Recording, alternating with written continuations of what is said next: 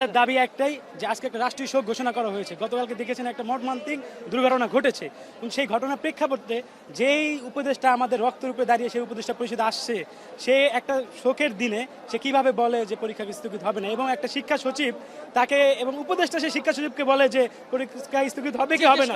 তখন আমার কথা হইলো, তাহলে উপদেষ্টা কেন সে উপদেষ্টা হবে? তাহলে শিক্ষা সচিবের দায়িত্ব দিতে পারেছে, তার মতো অযোগ্য লোক এই উপদেষ্টা পরিষদের সাথে থাকতে পারে না।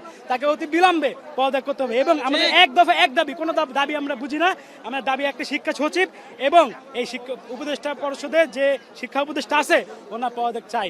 এবং এই পদত্যাগের পরে প্রত্যেকটা লাশের হিসাব দিতে হবে, ঠিক আছে? আগে ওদের পদত্যাগ করি, তারপর আরো ব্যবস্থা নেওয়া হবে।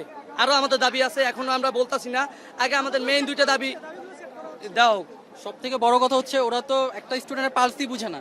আমরা যে কি পরিমাণ মেন্টাল টর্চারের মধ্যে ছিলাম, আমাদের হচ্ছে গিয়ে মেন্টাল টর্চারের মধ্যে রাখা হয়েছে, প্লাস হচ্ছে গিয়ে আমাদের রাত 3টার দিকে জানানো হয়েছে, যে ক্ষেত্রে এটা কোনো দেশে হয় না যে রাত 3টার দিকে কোনো কারণে সবাই ঘুমায় গেছে, এইচএস এর মতো এক্সামের মতো একটা ইয়াতে ওরা ছেলে খেলা করতেছে আমাদের জীবনটারে নিয়ে। তারা আমাদের মেন্টাল ডক্টর, তারাই স্বীকার করে আমরা কি মেন্টাল ডক্টর? আমরা কি তাদের মেন্টাল নিয়ে খেলবো নাকি? এইসব কোন ধরনের বিষয়?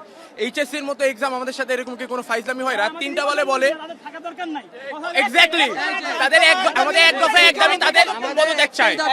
ওনার পদত্যাগ করতে হবে এট এনি কস্ট। এইচএসসির মতো একটা পরীক্ষার সময় যদি পোলাপেন্ডে এরকম ডিপ্রেশন দেন ভাই, তাইলে কেমনে কি ডিপ্রেশন দেওয়ার মানেটা কি ভাই?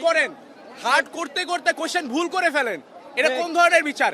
এমন কোশ্চেন করে যা আমরা 2 বছর পড়িও নাই, এমন syllabus out of syllabus question আছে। কেন এগুলো নিয়ে তো কেউ কিছু বলতেছে না?